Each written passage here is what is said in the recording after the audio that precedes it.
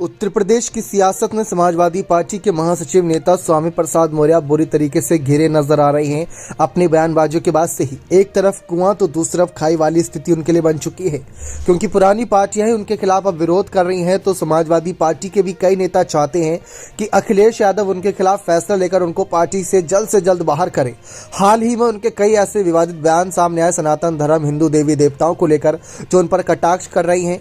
पहले बीजेपी का हिस्सा थे, उससे पहले बसपा का हिस्सा थे, लेकिन इस समय बसपा सुप्रीमो मायावती भी उनसे काफी नाराज नजर आ रही हैं, क्योंकि बसपा का भी हिस्सा काफी लंबे समय तक रहे। लेकिन मायावती को भी ऐसी उम्मीद नहीं थी कि ऐसी धर्म की राजनीति वो करेंगे जिससे वे सुर्खियां बटोरेंगे। मायावती ने साफ कहा था कि एक घिनौनी राजनीति करके इनका पार नहीं होने वाला और इस पर अखिलेश को कोई फैसला लेना चाहिए। लेकिन अखिलेश की अगर तरफ रुख किया जाता है तो अखिलेश इस मामले पर कोई बयानबाजी नहीं दे रहे, बल्कि इससे पहले हमने 2-3 महीने पहले ऐसी खबरें सुनी थी कि समाजवादी पार्टी के कुछ क्षेत्रीय नेताओं ने स्वामी प्रसाद मौर्य के खिलाफ आवाज उठाई थी उनको पार्टी से बाहर करने की, तो समाजवादी पार्टी ने उन पर ही एक्शन कर दिया था।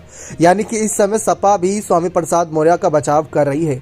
स्वामी प्रसाद मौर्य कोई बयानबाजी कर रहे हैं तो तथ्यात्मक रूप से कर रहे हैं, कोई बात रख रहे हैं तो जनता के हित की रख रहे हैं, ऐसा उनका मानना है। लेकिन बीजेपी नेताओं का और साधु संतों का मानना है कि यह घिनौनी राजनीति है, इसका कोई पार नहीं, क्योंकि अगर आप राजनीति धर्म के नाम पर करोगे तो वो कहीं भी आपका उद्धार नहीं करेगी। तो ऐसे में स्वामी प्रसाद मौर्य बयानबाजी कर तो रहे हैं, अब ये अखिलेश के कहने पर कर रहे हैं, ऐसा बीजेपी नेताओं का कहना है।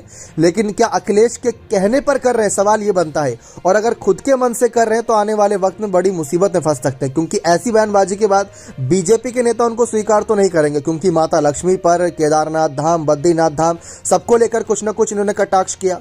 दूसरी तरफ मायावती की पार्टी की ओर गौर किया जाए तो वहां से इनका पहले से 36 का आंकड़ा चल रहा है, क्योंकि उस पार्टी में अपने आप को उबारने के लिए परिवारवाद को बढ़ावा देना शुरू कर दिया था।